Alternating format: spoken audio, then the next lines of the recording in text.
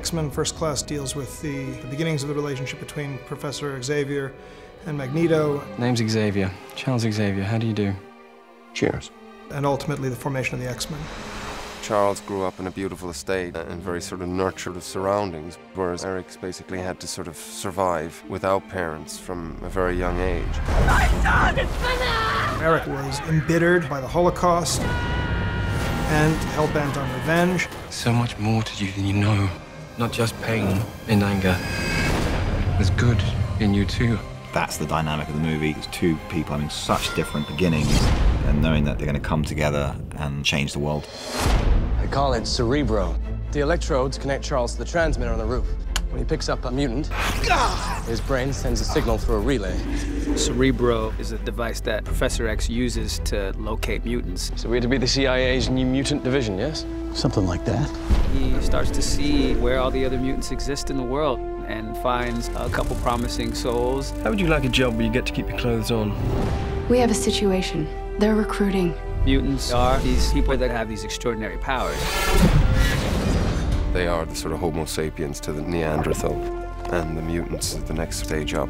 Can't stop thinking about the others out there. I could feel them. The world is just now beginning to learn that there are mutants. You have the younger generation of mutants developing and discovering their powers. We can help them, can we?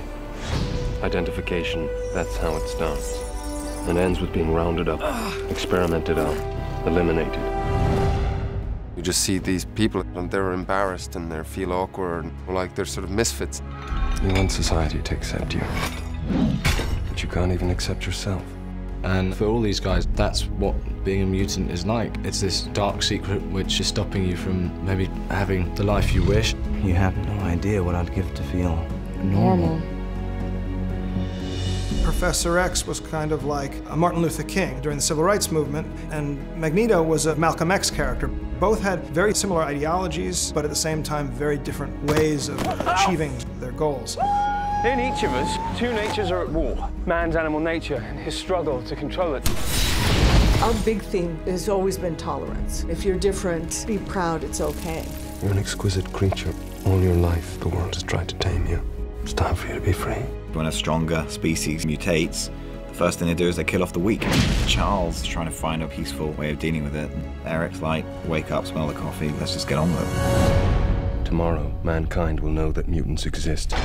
They'll fear us, and that fear will turn to hatred. Here you have mutants who see their superpowers as making them superior. And there are characters like Xavier who believes that compassion makes you superior. We have it in us to be the better men. We already are. We don't belong here. And that's nothing to be ashamed of. You don't want to be against the world, Charles. You want to be a part of it. In the end, one has to pick sides. Who's with me? Listen to me very carefully, my friend. Killing will not bring you peace. Peace was never an option.